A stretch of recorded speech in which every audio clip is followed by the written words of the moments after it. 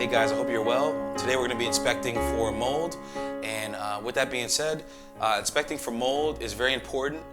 Mold is definitely a big topic within the real estate industry slash in the world of living in your home. Mold is very common and very prevalent in every home. It just depends on how much mold you have.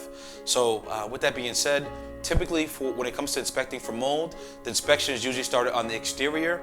So typically you want to make sure that the grading is not negative, it's positive. So the grading is pretty much away from your home to make sure that you're not going to have any excessive moisture going into the foundation, which could create a conducive environment for mold to grow just because of all the humidity levels that will be created.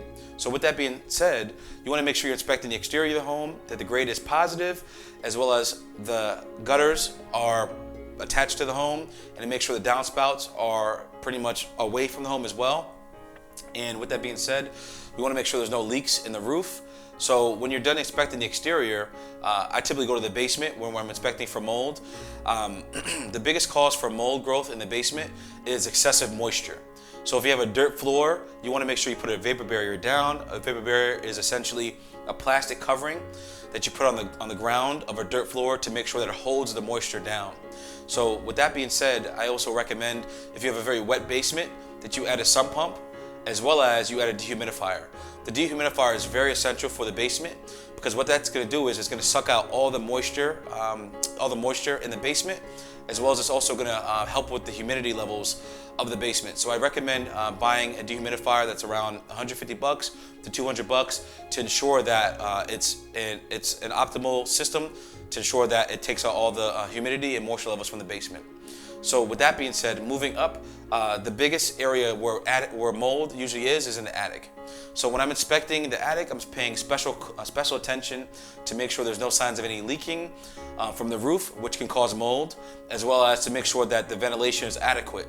So typically, when it comes to inspecting the attic, I make sure that there's no signs of any insulation in the soffit vent area. And if there is, it's recommended to pull that back, as well as to add proper vents, which pretty much is a barrier between the insulation to the soffit vent area. So with that being said, if there is mold, the EPA recommends if it's over 10 square feet to have a mold assessment. So I am a licensed mold assessor, and typically what I usually recommend, if there is an issue that's over 10 square feet, to have a mold assessment to be done by someone who's licensed and trained. And typically what I usually would recommend during a mold assessment is to fix the area.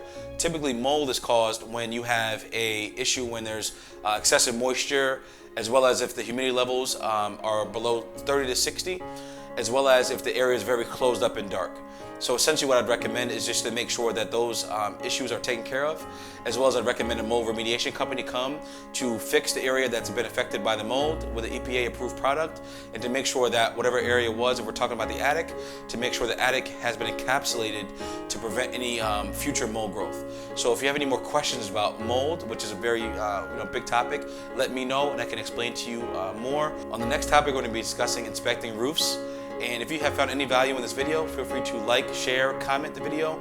And if you have an issue with mold, feel free to let me know, and I'm a licensed mold assessor, so I can help you out. And or you can also go to Google and find someone who's local and who's licensed to help you with a mold assessment, as well as a mold remediation. So I'll see you in the next episode. Thank you. Bye.